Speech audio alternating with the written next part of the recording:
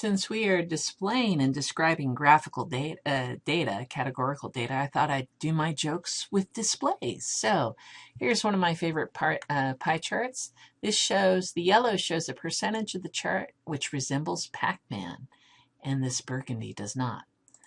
Here's a cute pie chart. Reasons why I update my apps. The blue is to get the various new interface tweaks, stability improvements, and so on. And the orange is to make the little red notification go away. How women choose shampoo. Effectiveness, brand, smell, what it does to hair, ingredients, color, etc., etc. How do men choose shampoo? It says shampoo. All right, so getting to the three rules of data analysis. Make a picture, make a picture, make a picture. By the way, did you write down make a picture?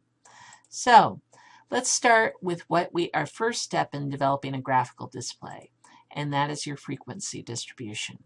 It's a table that displays the categories and the frequencies or counts and or relative frequencies, and I'll explain that in a second. So a frequency is basically the number of counts for that category in the data set.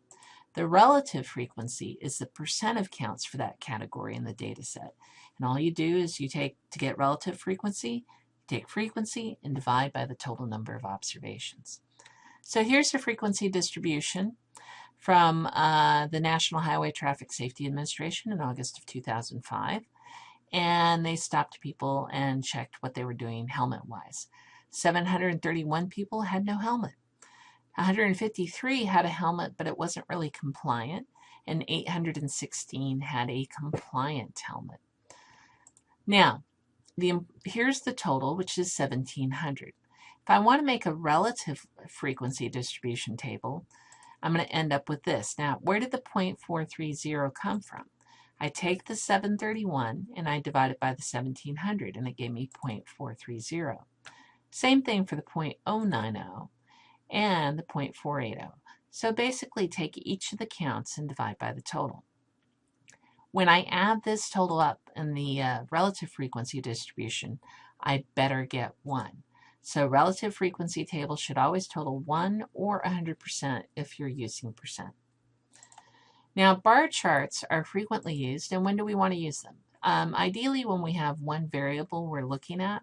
There are some comparative bar charts, but we haven't gotten into that yet. When the data type is categorical, bar charts are amazing. And why do we use them? One, we want to display the data distribution. We also want to use it to look for which categories are frequent and which are infrequent. So how do you make one? Draw a horizontal axis and write your category names below the axis at regularly spaced intervals. So in this case, I have the categories from our previous example. No helmet, non-compliant helmet, and compliant helmet. Then you draw a vertical axis, and you label the scale using either frequency or counts. Now, since we had our high number was 816, we're going to go all the way up to 900 on this. All right. So we have our labels on bottom, and we have our scale for frequency on the left. This could have also been percent or a decimal, and that would have been fine.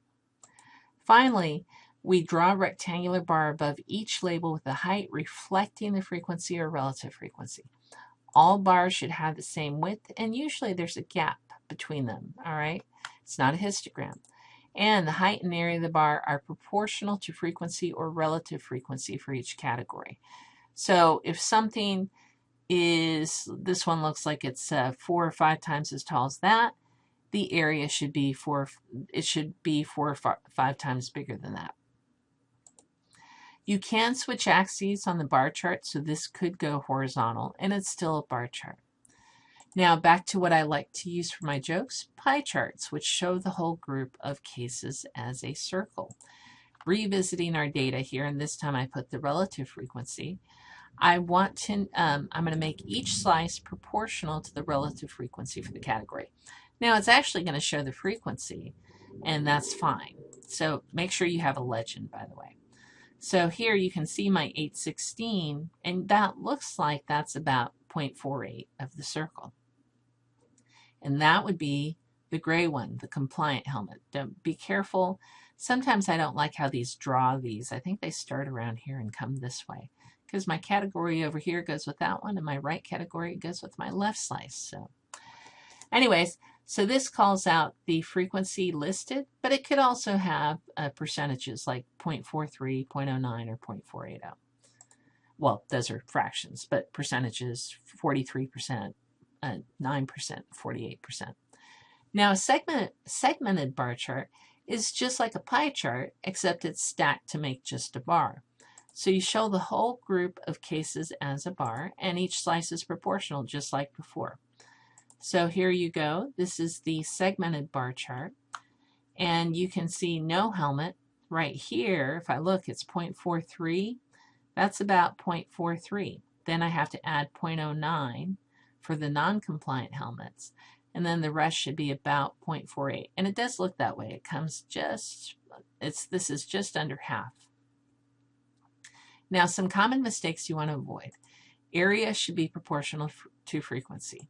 So here we have a little snapshot from USA Today. And the problem here is the bucket areas are distorted.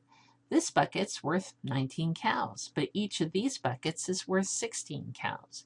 So you really need to make sure, splurge, get more buckets, make them the same size. Although with having a prime number, that might be hard. Or you could do part of a bucket, and I know I've seen that before.